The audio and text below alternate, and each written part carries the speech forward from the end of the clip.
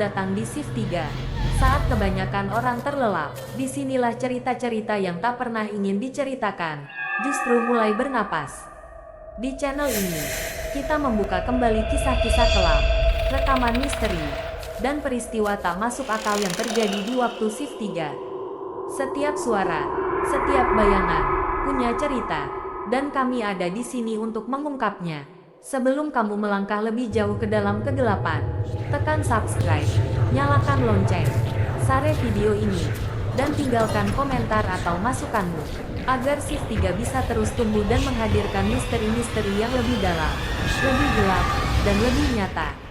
Bersiaplah, karena begitu kamu masuk ke Shift 3, kamu mungkin tidak akan melihat malam dengan cara yang sama.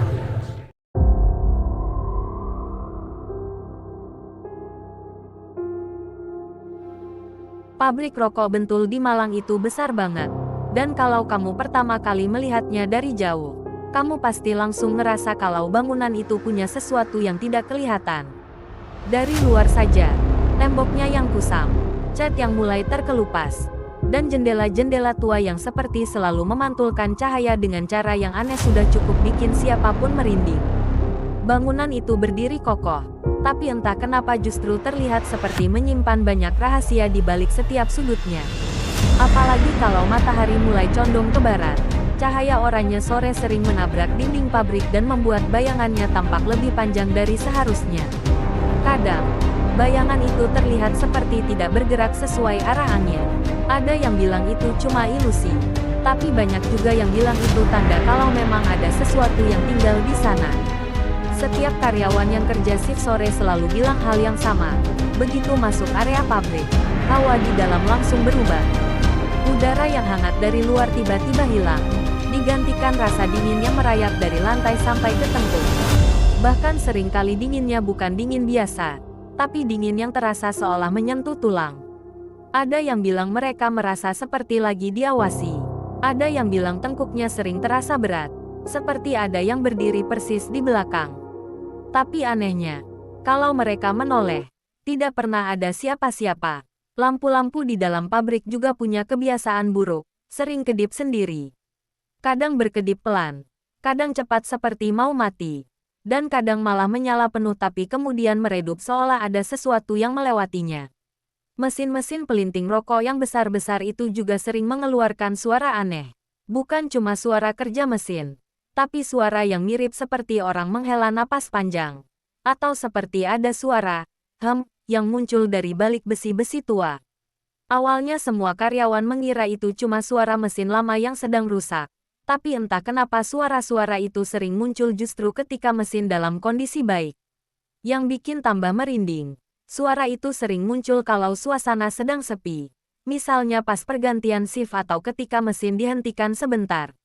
Di tahun 2000-an, pabrik Bentul masih sangat aktif dan ramai. Ratusan buruh bekerja setiap hari, sebagian besar perempuan. Mereka bekerja berderet di meja-meja panjang, sibuk menggulung tembakau, menata, dan merapikan rokok. Tangan mereka lincah, tapi muka mereka selalu terlihat serius. Selain karena pekerjaan itu butuh ketelitian, suasana pabrik memang bikin orang tidak banyak bicara. Bahkan yang paling cerewet sekalipun bisa jadi pendiam kalau sudah masuk ke dalam pabrik itu. Bukan karena dilarang bicara, tapi lebih karena suasana pabrik sendiri seperti menekan siapapun untuk diam. Mereka masuk dari pagi sampai sore, kadang lembur sampai malam.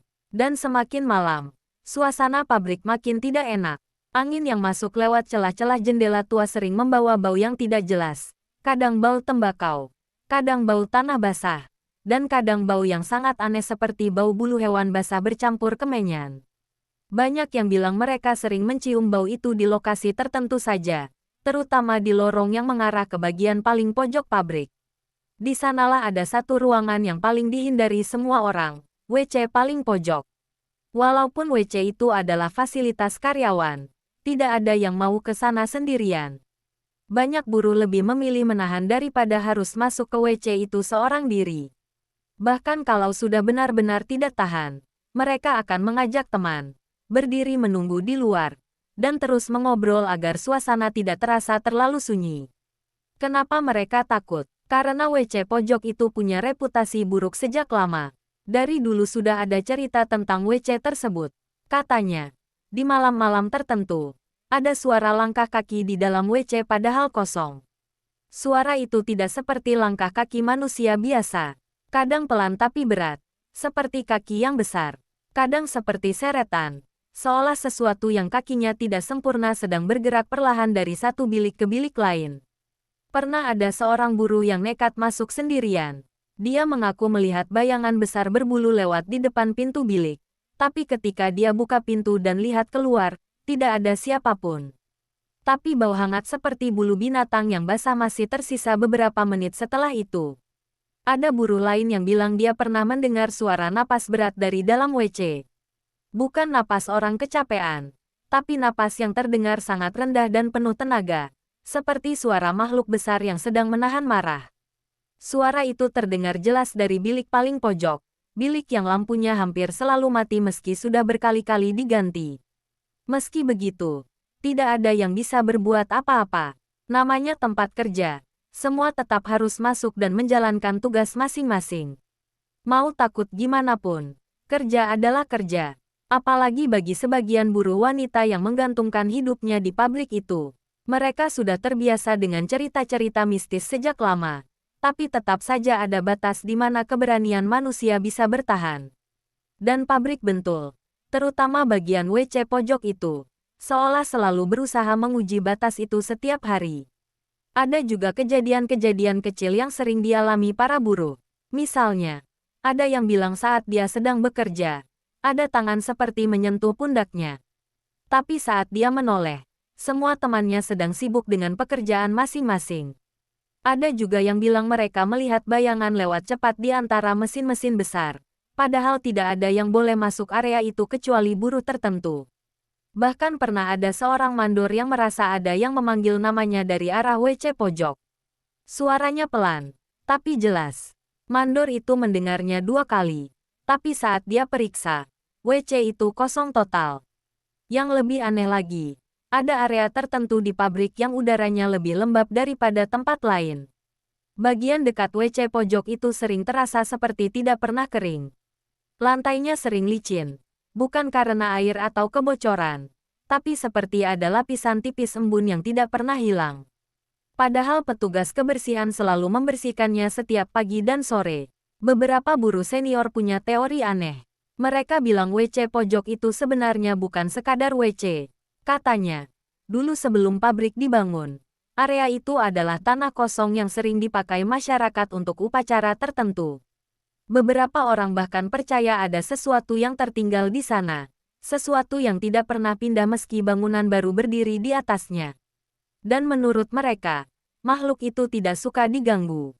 Setiap shift malam, suasana pabrik benar-benar terasa lain. Mesin-mesin yang mulai berhenti bekerja membuat suara di dalam gedung berganti dengan keheningan berat. Angin yang masuk dari ventilasi sering membawa suara-suara samar yang sulit dijelaskan. Suara seperti orang sedang berjalan dengan sangat perlahan, atau suara gesekan dari lorong yang seharusnya kosong. Dan di saat-saat tertentu, beberapa buruh mengaku mendengar gumaman yang tidak jelas asalnya. Seolah ada seseorang sedang berbicara dari balik tembok. Hari-hari seperti itu membuat pabrik bentul terasa seperti hidup. Bukan hidup dalam arti biasa, tapi hidup sebagai sebuah bangunan yang memiliki kesadaran sendiri. Seperti bangunan tua itu tahu siapa yang datang, tahu siapa yang takut, dan tahu siapa yang berani.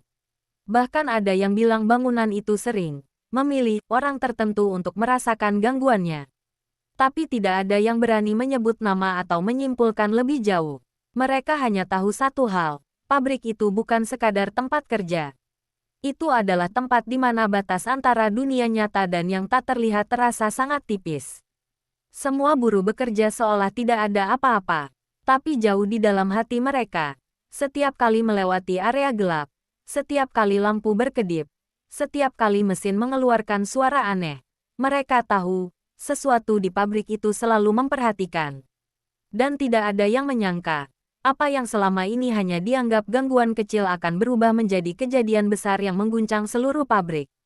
Sesuatu yang membuat nama Bentul dikenang bukan hanya sebagai pabrik rokok, tapi sebagai tempat salah satu kesurupan massal paling mengerikan di Malang. Hari itu awalnya tidak ada yang aneh.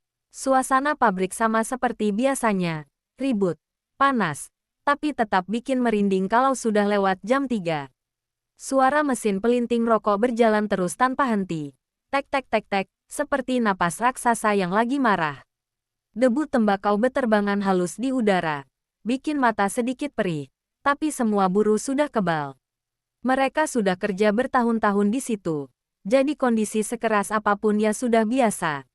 Ika, salah satu buruh perempuan di bagian pelintingan, hari itu terlihat lebih diam dari biasanya. Biasanya dia cerewet, suka bercanda sama temannya, Sari dan Mita. Tapi entah kenapa sejak istirahat siang, dia seperti kehilangan semangat. Dia duduk sambil menunduk, minum teh, dan setiap ada teman yang nanya kenapa dia pucat, dia cuma jawab pendek, nggak apa-apa. Capek aja, tapi Sari tahu ada yang beda. Ika bukan tipe yang gampang capek. Bahkan waktu lembur sampai jam 9 pun dia biasa saja. Makanya, waktu melihat Ika mulai sering memegangi tengkuknya, Sari cuma bisa memperhatikan sambil merasa tidak enak. Jam menunjuk pukul 3 lewat sedikit. Suasana pabrik makin redup karena matahari sudah mulai miring. Lampu-lampu neon mulai kelihatan muram dan kadang berkedip. Ini memang sering terjadi. Tapi entah kenapa hari itu kedipnya seperti lebih sering. Ika sedang bekerja seperti biasa saat tiba-tiba tangannya berhenti. Dia mematung. Jari-jarinya masih menggenggam tembakau tapi tubuhnya tidak bergerak sama sekali. Mita yang duduk di sebelahnya langsung menoleh. Kamu kenapa? Tanya Mita pelan. Tidak ada jawaban. Ika hanya menatap lurus ke tembok seakan melihat sesuatu yang tidak bisa dilihat orang lain. Matanya tidak berkedip. Bola matanya tampak seperti menegang. Sari yang melihat itu ikut panik. Dia mendekat dan menyentuh bahu Ika. Hei, sadar nggak? Kamu pusing. Perlahan. Tangan Ika mulai gemetar. Bukan gemetar biasa, tapi seperti kejang halus yang merambat dari ujung jari sampai ke sikut. Mulutnya terkatup rapat, tapi napasnya terdengar berat seperti orang yang menahan isak. Sari dan Mita saling pandang, benar-benar bingung. Jangan-jangan dia masuk angin parah, gumam Mita. Tapi sebelum salah satu dari mereka sempat memanggil mandor, Ika bergerak, pelan tapi aneh. Dia menegakkan tubuh, mendongak, dan kepalanya menghadap langit-langit pabrik. Gerakannya terlalu cepat untuk ukuran orang yang sedang lemas. Lalu suara itu keluar, suara yang tidak seharusnya ada dalam tubuh perempuan muda seperti Ika. Suaranya berat, parau, dan terdengar seperti sesuatu yang keluar dari dalam gua gelap yang dalam sekali. Aku, raja di sini. Semua suara mesin, teriakan buruh lain, dan bisingnya pabrik entah kenapa terasa hilang sesaat. Sari langsung mundur sambil memegangi dadanya. Mita terpaku dengan mulut terbuka. Buru-buru di dekat mereka langsung bangkit dari kursinya. Ada yang melongo. Ada yang sudah menangis ketakutan. Ika, jangan bercanda. Ya Allah. Sari berbisik. Tapi suaranya gemetar. Ika tidak menoleh. Matanya tetap menatap ke atas. Tapi bola matanya seperti memutih perlahan. Tubuhnya bergetar semakin kuat. Tiba-tiba bahunya naik turun cepat seperti menahan amarah yang sangat besar. Seseorang di ujung ruangan teriak, "Pak Mandor, cepat ke sini, ada yang kesurupan." Suasana langsung kacau, banyak buruh yang berdiri dan mundur, takut kalau Ika tiba-tiba menyerang. Ada yang menutup telinga, ada yang langsung baca ayat-ayat pendek. Namun sebelum Mandor datang, Ika mengeluarkan suara geraman panjang, seperti binatang besar yang kelaparan. Geramannya menggema di antara suara mesin dan membuat bulu kuduk semua orang berdiri. Tubuhnya lalu tumbang, bukan jatuh biasa, tapi jatuh keras seperti boneka yang talinya diputus. Duk, suara tubuhnya menghantam lantai sampai bikin semua orang terdiam sesaat. Sari menjerit kecil, tapi jeritannya tercekat begitu Ika bergerak lagi. Alih-alih pingsan, Ika justru tertawa. Tawanya pelan di awal, tapi makin lama makin keras. Suara tawanya pecah, serak, seperti suara seseorang yang tidak pernah tertawa dengan pita suara manusia. Mita menutup mulut, menahan tangis. Ya Allah, apa itu bukan kamu? Ika menggeliat di lantai. Namun ekspresinya bukan seperti orang kesakitan. Dia tersenyum lebar, terlalu lebar, sampai pipinya terlihat menegang. Tawa itu terus keluar, pecah, keras, dan membuat semua orang merinding. Saat Ika membuka matanya, Sari melihat warna yang berbeda, gelap, seperti pupilnya membesar hampir memenuhi seluruh bola mata. Ika menatap Sari, dan tiba-tiba tawa itu terhenti mendadak seolah ada tombol yang dimatikan. Dalam keheningan yang menegangkan itu, Ika berbisik pelan, tapi jelas. Kamu juga akan kupanggil. Sari tersentak mundur sampai kursinya terjatuh. Teman-temannya semakin menjerit. Beberapa buruh mulai memanjat meja kerja hanya untuk menjauh dari Ika. Ada yang menangis sambil memanggil nama Tuhan berkali-kali. Mandor akhirnya datang tergesa-gesa dengan wajah panik. Apa-apaan ini? Ika, kamu kenapa? Teriaknya sambil maju. Begitu Mandor mendekat, Ika bergerak cepat seperti hendak bangkit. Tapi tubuhnya justru bergetar hebat. Dadanya naik turun. Napasnya seperti mendesis. Dia mengaum. Bukan berteriak, tapi mengaum seperti makhluk besar yang marah. Mandor spontan mundur. Jangan sentuh dia. Panggil keamanan. Atau Ustaz. Cepat. Ika kembali tertawa. Tapi kali ini suaranya lebih pelan. Lebih dalam. Seperti berasal dari bawah lantai. Buru-buru sudah berkerumun di pintu keluar. Tidak ada yang berani mendekat. Suasana pabrik berubah total. Dari tempat kerja yang bising menjadi ruangan penuh ketakutan dan kekacauan. Ika merangkak pelan di lantai.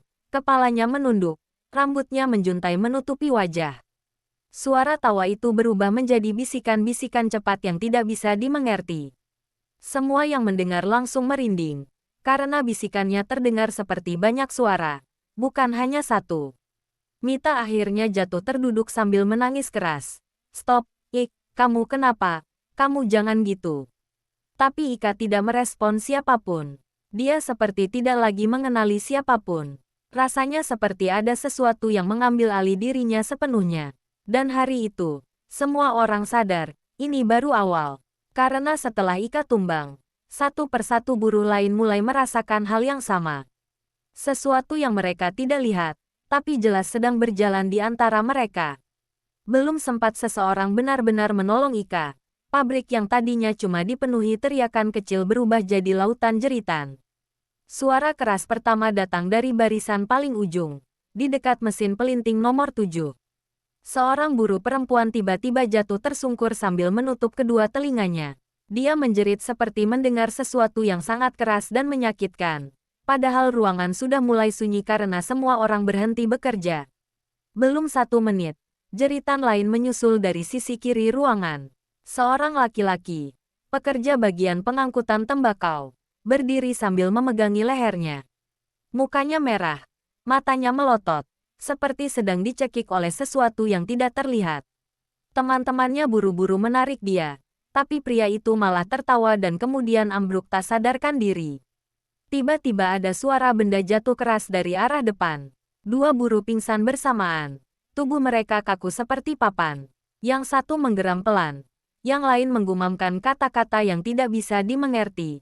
Bahasanya bukan bahasa Indonesia. Bukan juga Jawa.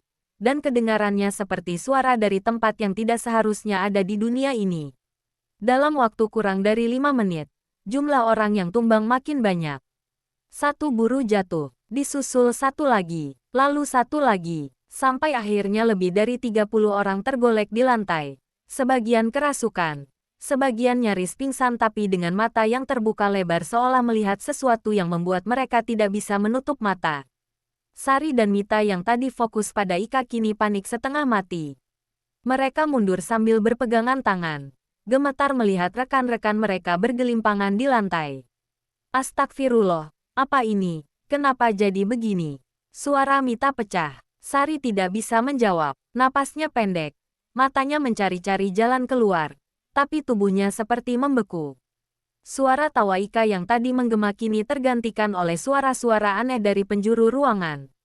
Ada yang menangis sambil menggosok-gosok lantai. Ada yang tertawa dengan suara patah-patah. Ada yang berteriak menyebut nama seseorang yang tidak ada di ruangan itu. Seorang buruh lain, perempuan usia 40-an, tiba-tiba berdiri tegak. Dia menatap ke arah mesin pelinting, lalu menunjuk dengan tangan gemetar. Itu lewat lagi. hitam, besar, matanya menyala. Teriaknya sebelum tubuhnya lunglai dan dia terjatuh tanpa sempat ditangkap siapapun. Mandor yang tadi memanggil bantuan kini benar-benar kewalahan. Dia berusaha menenangkan karyawan satu persatu, tapi suara yang datang dari berbagai arah membuat semua orang kacau. Ketika seseorang mencoba mendekat untuk membantu, Mandor justru berteriak lebih keras. "Jangan sentuh, jangan, kita harus tunggu keamanan." Tapi perintah itu tidak ada yang mendengar. Semua orang sibuk menyelamatkan diri sendiri. Mesin pabrik dimatikan darurat. Suara, tek-tek-tek, yang biasanya tidak pernah berhenti tiba-tiba menghilang. Digantikan bunyi sirene pendek dan suara otomatis dari sistem pabrik, evakuasi. Evakuasi, evakuasi. Buru-buru mulai berhamburan keluar. Tapi beberapa memilih tetap di dalam karena takut meninggalkan teman mereka. Namun semakin lama mereka bertahan, semakin banyak suara aneh terdengar dari sudut gelap pabrik. Ada suara gesekan, suara langkah kaki berat, bahkan ada yang bersumpah mendengar suara seseorang bernapas keras dari arah WC paling pojok. Saat satu kelompok buruh berlari ke arah pintu keluar, seorang perempuan menjerit sambil menunjuk ke belakang mesin.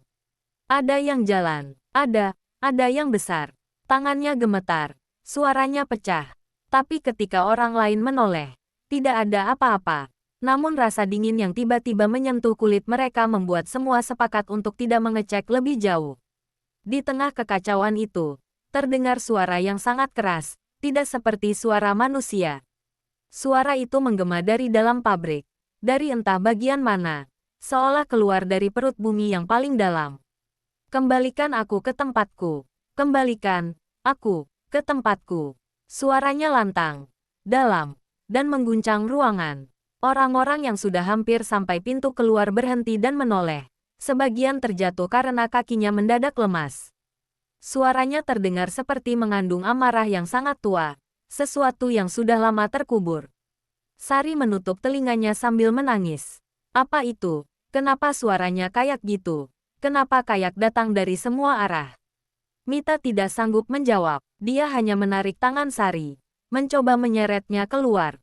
Namun sebelum mereka langkah, dua buruh yang terbaring di lantai tiba-tiba bangkit bersamaan, seperti ditarik tali dari belakang. Gerakan mereka terlalu bersamaan, terlalu sinkron, tidak manusiawi. Mata keduanya terbuka lebar, pupil mereka mengecil seperti titik. Mereka memandang ke arah Sari dan Mita, lalu mengucapkan kalimat yang sama dengan suara yang sama, seolah berasal dari satu tenggorokan. "Kembalikan aku." Sari histeris dan langsung lari. Mita menyusul sambil tersandung. Mereka benar-benar tidak peduli lagi dengan apapun, hanya ingin keluar dari tempat itu. Namun begitu mereka mendekati pintu keluar, bahu Sari terasa dingin seperti disentuh sesuatu. Dia menoleh cepat, tapi tidak ada siapapun. Meski begitu, perasaan bahwa ada sesuatu yang membuntutinya tidak hilang. Di sisi lain pabrik, seorang buruh laki-laki yang mencoba mengangkat temannya tiba-tiba terlonjak seperti tersengat listrik. Tubuhnya menegang, lalu terdengar suara patah halus dari arah rahangnya.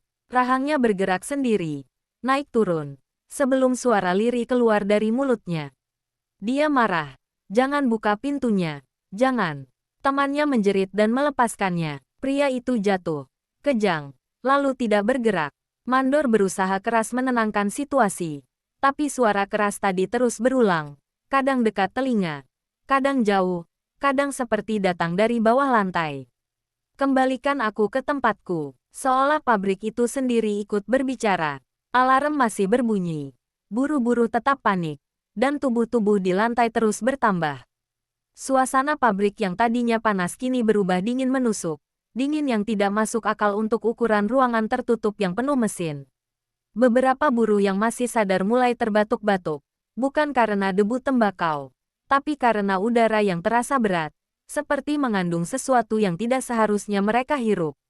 Napas mereka tersengal, mata mereka perih, dan perasaan bahwa ada sesuatu yang mengamati mereka dari balik bayangan semakin kuat. Sari dan Mita akhirnya berhasil keluar dari pintu pabrik. Mereka terengah-engah, tapi tidak berani menoleh lagi. Begitu berada di luar, mereka melihat puluhan buruh lain berdesakan. Sebagian menangis, sebagian membaca doa keras-keras. Namun meski sudah di luar, suara itu masih terdengar samar, seperti mengikuti dari kejauhan. Kembalikan, aku. Sari memegangi dadanya, berusaha menahan tangis. Mita hanya bisa memeluknya erat, tubuhnya gemetar seperti kedinginan. Mereka berdua tahu, apapun yang terjadi di dalam pabrik itu bukan sesuatu yang wajar. Dan yang paling menakutkan bukanlah banyaknya orang yang kerasukan. Yang paling menakutkan adalah, suara itu terasa seperti baru mulai bangun. Setelah pabrik benar-benar dihentikan operasinya dan sebagian besar buruh berhasil dievakuasi keluar, beberapa mandor dan staf keamanan membawa Ika ke kantor kecil dekat ruang administrasi. Ruangan itu biasanya digunakan untuk rapat singkat atau istirahat mendadak kalau ada buruh yang pingsan. Tapi hari itu ruangan itu berubah jadi tempat paling menakutkan yang pernah mereka masuki. Kursi-kursi didorong ke samping, meja digeser pelan-pelan sambil tergesa, dan di tengah ruangan, di atas lantai keramik yang sudah lama tidak dipel, Ika dibaringkan. Tapi menidurkan Ika itu bukan hal mudah. Tubuhnya sama sekali tidak mau diam. Tangan dan kakinya bergerak sendiri, bukan seperti orang kejang, tapi seperti seseorang atau sesuatu di dalam tubuhnya sedang berusaha memaksa keluar. Yang paling membuat semua orang merinding adalah cara tubuhnya terangkat sedikit, kemudian jatuh lagi, lalu terangkat lagi. Tidak tinggi, hanya beberapa senti, tapi itu cukup membuat dua karyawan laki-laki yang memegang kaki Ika langsung mundur ketakutan. Sari dan Mita yang tadi berlari keluar kembali ikut masuk ke ruangan itu. Meski sebenarnya mereka tidak punya keberanian untuk berada di dalam ruangan yang sama dengan Ika dalam kondisi begitu. Tapi entah kenapa, melihat teman mereka seperti itu membuat mereka tidak tega pergi begitu saja. Nafas Sari masih tersengal, matanya sembab. Mita memegang tangan Sari kuat-kuat, dan keduanya berdiri saling bersandar di dinding ruangan, mencoba menahan diri agar tidak berteriak setiap kali tubuh Ika menegang tiba-tiba. Salah satu mandor, Pak Heru, mencoba mengambil kendali suasana. Suaranya bergetar tapi dia memaksa tenang. Tolong, jangan ada yang panik dulu. Kita harus cari tahu dulu apa yang terjadi. Biasanya orang kesurupan kalau diajak bicara, bisa merespons.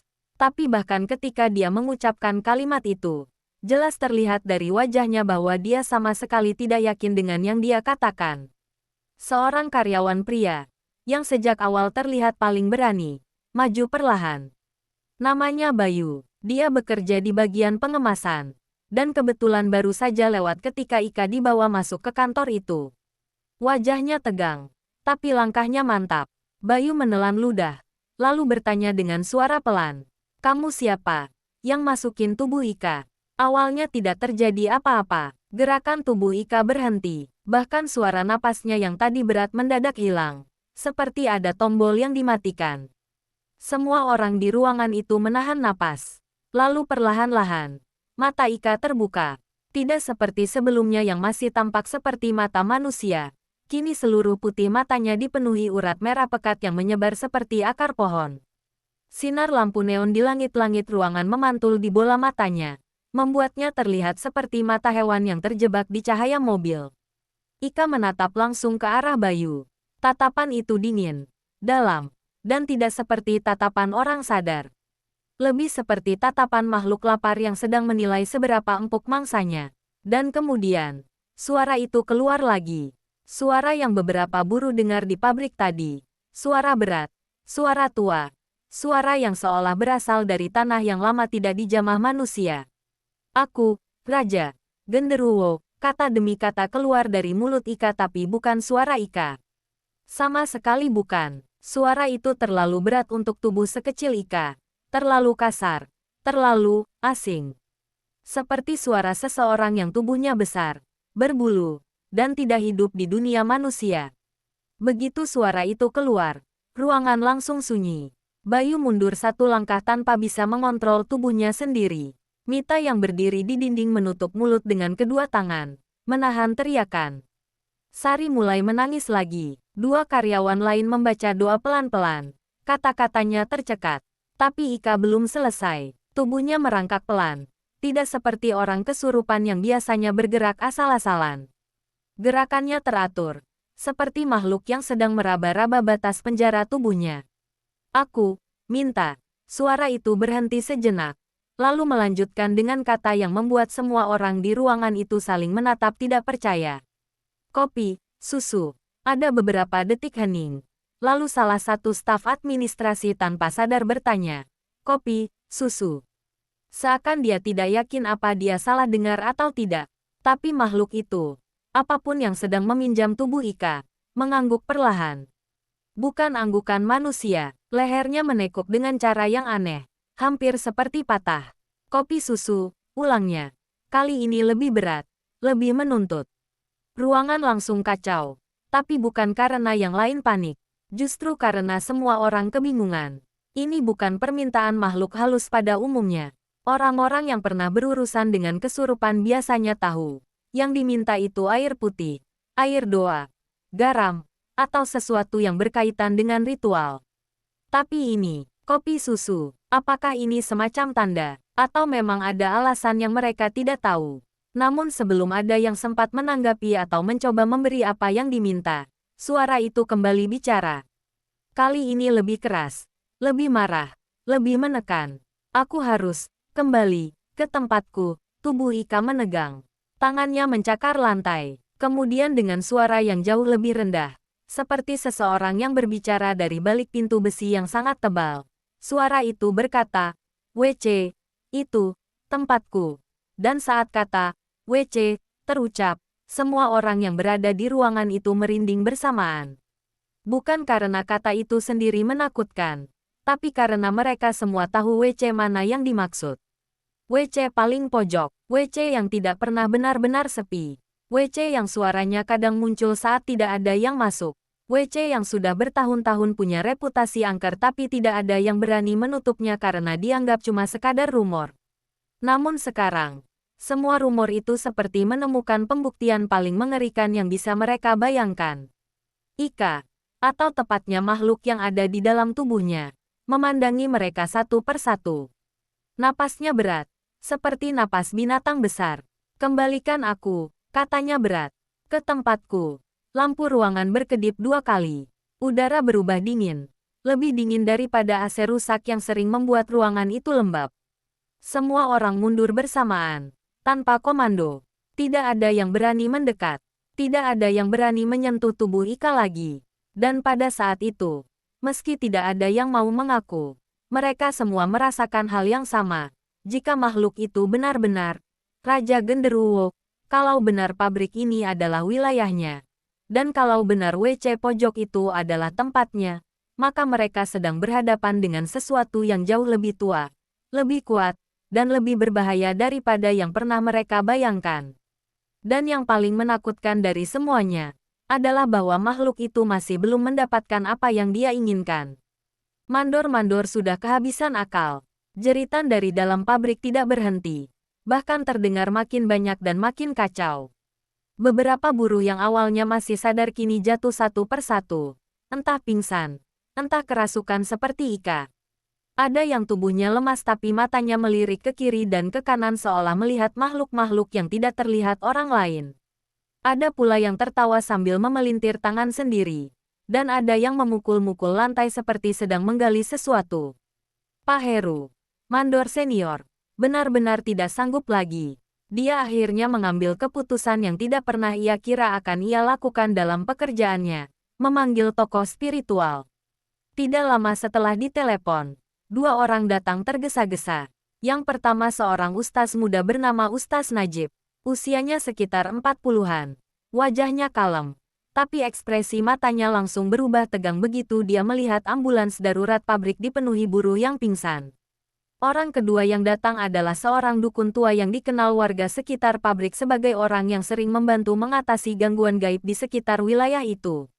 Namanya Mbah Joyo, rambutnya putih, langkahnya pelan, tapi matanya tajam seperti orang yang sudah lama terbiasa melihat hal-hal yang tidak terlihat orang biasa. Begitu mereka berdua masuk ke area pabrik melalui pintu samping, keduanya langsung berhenti bersamaan. Tidak ada yang memberi komando, tapi seolah tubuh mereka tersentak oleh sesuatu. Ustaz Najib mengusap kedua lengannya yang langsung merinding. Dingin sekali. Bukan dingin biasa, gumamnya. Mbah Joyo menghirup napas panjang. Bukan cuma dingin, katanya pelan. Ini hawa ditekan. Ada yang marah, ada yang besar. Lampu-lampu di lorong pabrik berkedip 2 kali seperti menyambut kedatangan mereka. Suara mesin-mesin besar yang biasanya bising kini tidak ada, membuat gedung itu terasa seperti bangunan kosong yang sudah lama ditinggalkan. Tapi udara di dalam tidak pernah benar-benar sunyi. Setiap langkah kaki mereka terdengar seperti ada langkah lain yang mengikuti dari belakang. Ketika mereka masuk ke kantor mandor tempat Ika dibaringkan, suasananya jauh lebih mencekam. Tubuh Ika tergeletak di lantai, tapi masih bergerak-gerak pelan seperti gelombang air yang tidak pernah berhenti. Napasnya kasar, seperti ada hewan besar mendengus dari dalam tenggorokannya.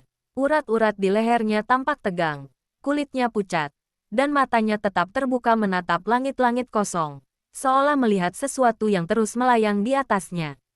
Begitu Ustaz Najib melangkah mendekat, tubuh Ika bereaksi. Bukan hanya bergerak, tapi melengkung ke atas. Punggungnya terangkat sampai hanya bagian tumit dan belakang kepala yang menyentuh lantai. Posisi itu mustahil dilakukan manusia sadar tanpa meremukkan tulang belakang. Sari menjerit kecil dan memalingkan wajahnya. Mita memegang lengan Sari mencoba menenangkan, tapi tangannya sendiri gemetar kencang. Ustaz Najib menggenggam tasbih di tangan kirinya dan mulai melafalkan ayat-ayat pendek. Awalnya pelan, kemudian semakin jelas. Tetapi saat baru membaca setengah ayat, Ika menjerit, jeritan paling tinggi dan paling panjang yang pernah terdengar hari itu. Suaranya memecahkan udara, seperti ada 2 suara yang keluar bersamaan.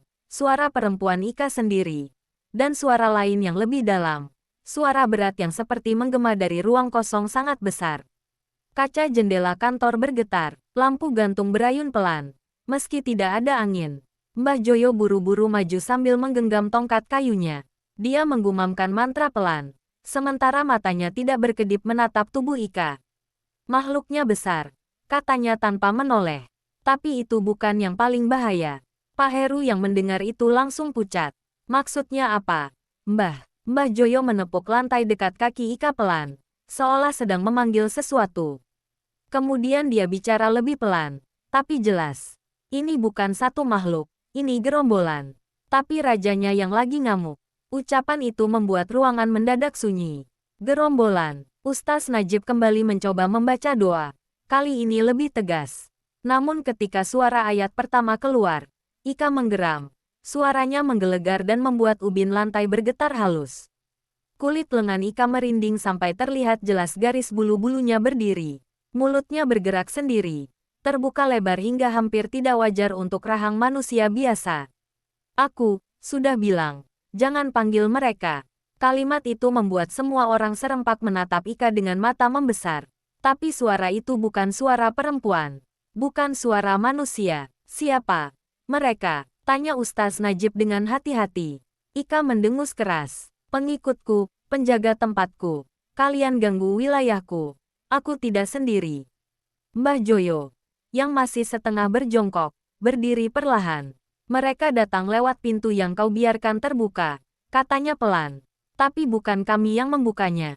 Tiba-tiba dari luar kantor terdengar suara benturan keras. Seperti puluhan orang menabrak dinding bersamaan. Lalu menyusul suara jeritan. Jeritan dari ratusan buruh yang masih berada di area pabrik meski sebagian berada di luar ruangan. Suara itu tidak beraturan. Ada yang menangis. Ada yang tertawa, ada yang menggeram, dan beberapa suara terdengar seperti suara binatang, suara yang tidak mungkin keluar dari manusia. Pak Heru panik. Mbah, Ustaz, kenapa ini terjadi? Kenapa makin parah? Bukannya harusnya doa-doa tadi bikin mereka sadar. Namun sebelum ada jawaban, tubuh Ika bergerak lagi. Kali ini lebih cepat, lebih kasar. Seolah ada 2 kekuatan yang berebut kendali atas tubuhnya. Semua orang mundur spontan. Mata Ika melotot ke arah pintu, lalu ke arah atap, kemudian kembali menatap lurus ke arah mereka semua. Kalian bikin aku marah, katanya dengan suara berat yang bergema samar. Harusnya kalian biarkan aku di tempatku. Ruangan kembali bergetar, kertas-kertas di meja berterbangan. Kipas angin tua di sudut ruangan berputar sendiri meski tidak dinyalakan. Ustaz Najib memaksa dirinya tetap tenang. Dia meningkatkan volume bacaannya. Ayat demi ayat keluar lebih kuat. Tapi setiap kali suara itu menyentuh Ika, tubuhnya bereaksi lebih liar. Dia mencakar lantai, mencakar udara, dan kadang mencakar wajahnya sendiri sampai kulitnya memerah. Mbah Joyo menyadari sesuatu. Dia mendekat lalu meletakkan telapak tangannya di atas ubun-ubun Ika. Tubuh Ika langsung menegang seperti tersetrum. Ika menjerit. Kali ini lebih panjang lagi. Suaranya membuat debu-debu di rak berjatuhan. Lalu Mbah Joyo berkata, kamu tidak akan keluar kalau rajamu masih marah. Ucapan itu membuat suara Ika berhenti. Nafasnya tersengal. Tapi suaranya berubah lebih datar. Raja, marah. Kalian ganggu tempatnya. Tempatnya WC pojokan. Sela Pak Heru dengan suara pecah. Semua orang memandangnya. Termasuk Mbah Joyo. Ika perlahan mengangguk. Banyak yang lewat sana. Banyak yang buang. Macam-macam. Mereka tidak hormat. Dia marah. Dia bangun. Dari luar kantor, suara jatuh berjamaah terdengar lagi. Buru-buru mulai tumbang satu persatu. Suara mandor lain terdengar memanggil nama orang-orang dengan panik. Pak Heru memegangi kepala. Gawat, makin banyak. Mbah, Ustaz, tolong, hentikan ini. Tapi Ustaz Najib tidak menjawab. Dia berkeringat dingin. Wajahnya pucat. Dia merasa ada sesuatu yang merayap di sepanjang punggungnya meski tidak ada angin. Dan ketika dia menatap langit-langit ruangan, seolah dia melihat bayangan besar bergerak cepat, bayangan yang terlalu besar untuk ukuran ruangan itu. Mbah Joyo menatap pintu kantor. Ritualnya gagal. Katanya akhirnya. Doa dan mantra tidak akan bekerja kalau rajanya tidak tenang. Dan sekarang, dia sedang murka besar. Suasana menjadi lebih tegang. Semua orang menahan napas. Berarti, apa yang harus kita lakukan? Tanya Pak Heru gemetar. Mbah Joyo memandang mereka semua. Lalu berkata dengan suara yang sangat pelan namun sangat jelas. Kita harus mengembalikan dia ke tempatnya. Atau semua orang di pabrik ini akan menjadi tumbal. Dan di luar ruangan itu, terdengar suara terakhir yang membuat semua orang gemetar. Kembalikan aku. Suara itu bukan lagi hanya dari tubuh Ika. Suara itu seperti berasal dari seluruh bangunan. Malam itu, suasana pabrik Bentul terasa semakin mencekik. Lampu-lampu lorong berkedip kayak kehabisan tenaga. Sementara suara dari ratusan buruh yang kesurupan masih bersahutan seperti angin ribut yang terus memukul-mukul dinding pabrik. Mandor dan beberapa karyawan yang masih sadar berdiri di luar kantor mandor dengan wajah pucat. Mereka sama sekali nggak ngerti harus ngapain lagi. Ustaz yang datang tampak lelah. Sementara dukun yang sejak tadi memimpin penanganan terus mengusap wajahnya sendiri. Seperti mencoba menetralkan energi yang menempel. Dukun itu akhirnya berkata kalau mereka harus memenuhi satu hal. Permintaan sosok yang merasuki Ika. Sosok yang menyebut dirinya sebagai Raja Genderuwo. Permintaannya cuma 2, kopi susu, dan dikembalikan ke tempatnya. Tempat yang dimaksud ternyata WC pojok, ruangan yang selama ini sudah terkenal angker di kalangan buruh. Beberapa karyawan yang mendengar itu langsung saling pandang. Semua tahu WC itu. Semua pernah dengar cerita-cerita aneh tentang tempat itu. Lampu yang sering mati sendiri. Langkah kaki padahal nggak ada siapa-siapa. Suara lirih kayak orang nangis. Tapi selama ini nggak ada yang tahu alasannya. Mereka cuma nerima sebagai tempat angker. Namun malam itu, mereka akhirnya tahu kalau yang ada di dalam tubuh Ika ingin dibawa ke sana. Mandor, dengan tangan gemetar, menyuruh beberapa petugas pabrik untuk membantu memindahkan Ika. Tubuh Ika sudah lunglai, tapi tetap bergerak-gerak kecil seperti ada sesuatu yang meronta dari dalam. Matanya kadang terbuka, kadang tertutup, tapi setiap kali terbuka, yang terlihat hanya warna putih pekat. Saat dipindahkan, Ika mendadak tertawa kecil, suaranya berat dan menggema. Sudah lama aku tidak pulang, katanya dengan suara yang bikin bulu kuduk siapapun berdiri. Lorong menuju WC pojok terasa lebih dingin dibanding lorong lain. Padahal semua ruangan di pabrik itu punya AC industri. Tapi hawa di lorong itu seperti AC yang diputar ke minus entah berapa, menusuk tulang. Lampu-lampunya redup, beberapa mati sama sekali. Dan lantainya terasa lebih lembab seolah baru saja diguyur air padahal nggak ada tanda-tanda kebocoran. Dukun berjalan paling depan. membawa semacam kantong kecil berisi bunga dan kemenyan. Di belakangnya ada 2 petugas yang menggotong Ika. Mandor mengikuti sambil membawa segelas kopi susu yang diminta sosok itu. Aroma kopi itu justru terasa aneh. Biasa saja. Tapi malam itu aromanya kayak bercampur dengan sesuatu yang sulit dijelaskan. Sesuatu yang bikin kepala berat kalau dicium terlalu lama. Begitu sampai di depan WC pojok, semua orang berhenti. Pintu WC itu terlihat tua. Lebih tua dari bagian pabrik lainnya. Catnya mengelupas. Engselnya berkarat. Dan ada bekas garis hitam panjang di bagian bawah seolah pernah diseret sesuatu. Mandor merasa tenggorokannya kering. Dia memegang handle pintu itu. Tapi tidak langsung membukanya. Jari-jarinya gemetar. Dukun memberi isyarat agar pintu itu dibuka. Saat pintu akhirnya terbuka, bau aneh langsung keluar. Bukan bau kotoran atau WC yang jorok. Ini berbeda. Bau apek bercampur tanah basah. Seperti abis hujan di tempat yang tidak pernah kena sinar matahari. Ruangannya gelap meskipun lampu di dalam menyala redup. Tapi redupnya bukan karena lampunya rusak. Seperti ada sesuatu yang menyerap cahaya. Dukun masuk pelan-pelan. Mengisyaratkan semua orang lain untuk tetap di luar kecuali petugas yang memegang Ika. Mandor menahan napas saat mereka membawa tubuh Ika masuk dan membaringkannya di lantai WC yang dingin itu. Begitu punggung Ika menyentuh lantai, seluruh tubuhnya tiba-tiba kaku. Matanya terbuka lebar, menatap ke langit-langit yang kusam. Dukun mulai berbicara, bukan dalam bahasa manusia biasa. Suaranya pelan, tapi jelas, seperti mantra yang sudah dia ucapkan entah berapa kali dalam hidupnya. Kemenyan dinyalakan. Aromanya menyebar dan bercampur dengan bau tanah yang sudah terlebih dulu mengisi ruangan. Tiba-tiba Ika teriak, suaranya menggema keras. Sampai-sampai lampu di langit-langit mulai bergetar. Tapi teriakannya bukan teriakan kesakitan. Lebih seperti teriakan seseorang yang akhirnya pulang setelah lama tersesat. Setelah beberapa detik, teriakannya berubah menjadi suara berat yang sudah mereka dengar sejak tadi.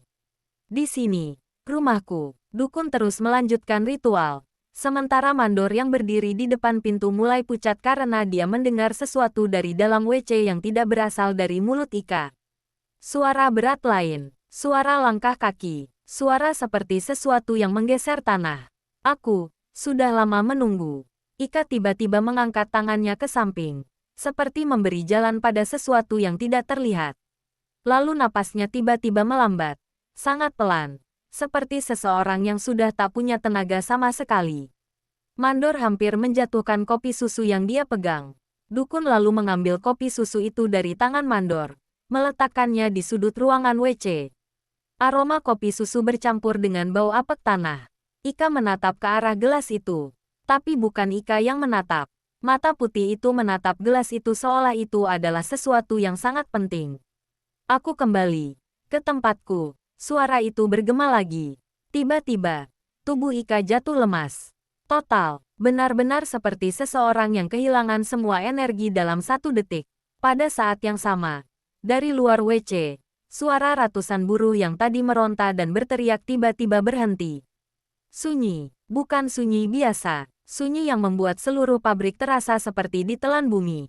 Mandor dan petugas langsung keluar dari WC, panik dan penasaran. Mereka berlari ke area produksi. Dan benar saja, semua buruh yang tadi kesurupan kini tergeletak lemah. Beberapa mulai sadar sambil menangis pelan. Tidak ada lagi suara teriakan. Tidak ada lagi tubuh yang meronta. Hening, seolah semua kejadian beberapa jam terakhir cuma mimpi buruk yang dipaksa berhenti mendadak. Dukun keluar dari WC terakhir.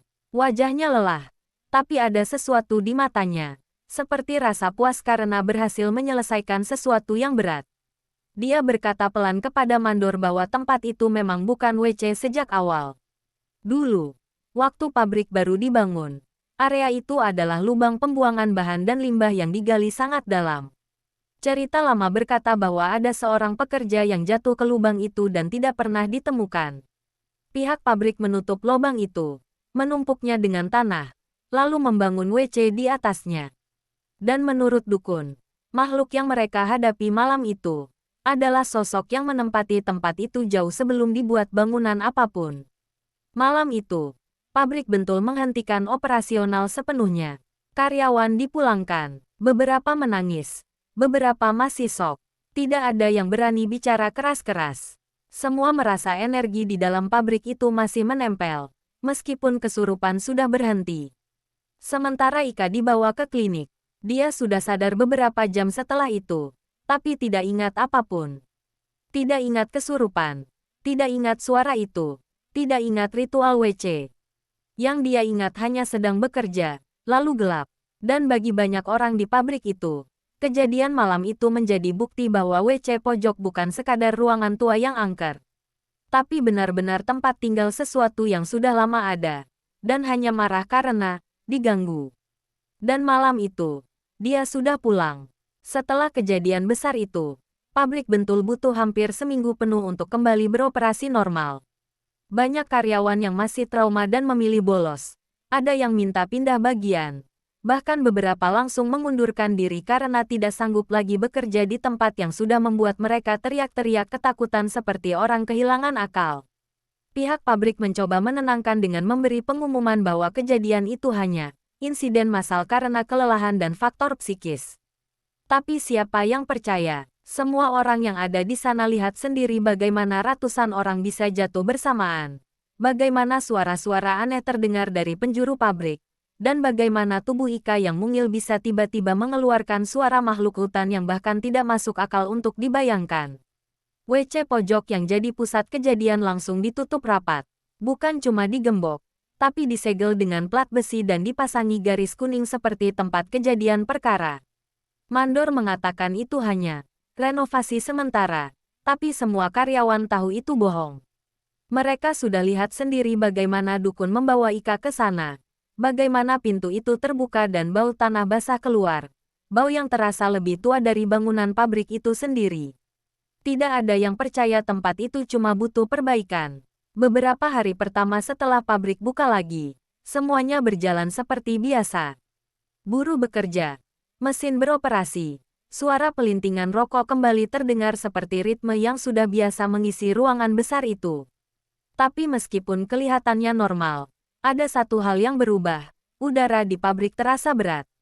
Tidak semua orang notice, tapi yang sensitif bisa merasakan seperti ada sesuatu yang mengawasi dari tempat-tempat gelap, mengintip dari balik tumpukan karton atau dari celah mesin yang tidak pernah benar-benar padam. Banyak karyawan yang akhirnya mulai membawa jimat kecil. Ada yang bawa gelang kayu. Ada yang simpan bunga kenanga di laci. Ada yang membawa garam dalam plastik kecil. Mandor pura-pura tidak tahu, karena dia sendiri sejak kejadian itu mulai membawa air doa di kantong seragamnya. Tidak ada yang mau ambil risiko. Seminggu kemudian, kejadian pertama muncul lagi. Kejadiannya tidak besar, tapi cukup buat semua orang kembali merasa ngeri. Seorang buruh perempuan tiba-tiba menjerit saat sedang istirahat. Dia bilang ada bayangan hitam besar yang berdiri di ujung lorong, tepat di depan lemari peralatan. Bayangan itu tidak bergerak, tapi dia merasa seperti ditatap oleh sesuatu yang matanya lebih merah dari bara api. Saat teman-temannya melihat ke arah yang dia tunjuk, tidak ada apa-apa. Hanya lorong kosong dengan lampu redup. Namun, satu hal yang membuat semuanya merinding. Lampu lorong itu tiba-tiba mati selama 3 detik, lalu menyala lagi. Dan ketika menyala, pakaiannya basah oleh tanah basah. Tanah yang tidak mungkin ada di lantai pabrik yang selalu dibersihkan setiap hari. Setelah kejadian itu, rumor mulai beredar lagi. Beberapa karyawan bilang kalau saat mereka lewat dekat WC pojok, yang jaraknya jauh dari area produksi, mereka mendengar suara orang berdeham dalam-dalam. Ada juga yang bilang pintu WC yang sudah disegel itu pernah bergetar pelan, seperti ada yang mengetuk dari dalam. Tapi orang-orang memilih diam. Tidak ada yang mau ribut lagi. Puncaknya terjadi sekitar 3 minggu setelah kejadian kesurupan massal. Seorang buruh malam bernama Rasti baru selesai mencuci tangannya di wastafel dekat gudang kecil. Rasti satu-satunya orang yang bertugas lembur malam itu di bagian sortir. Gudang itu letaknya tidak jauh dari WC pojok. Saat dia selesai mengeringkan tangan, dia mendengar suara seperti benda berat menyeret lantai.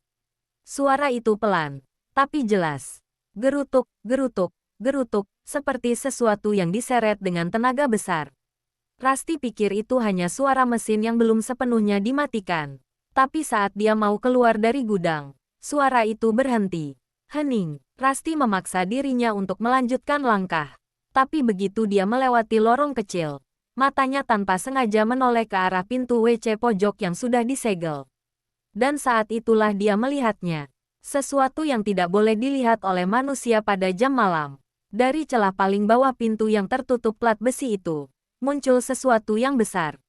Bukan bayangan, tapi tangan. Tangan besar dengan bulu kasar dan kuku panjang berwarna kehitaman.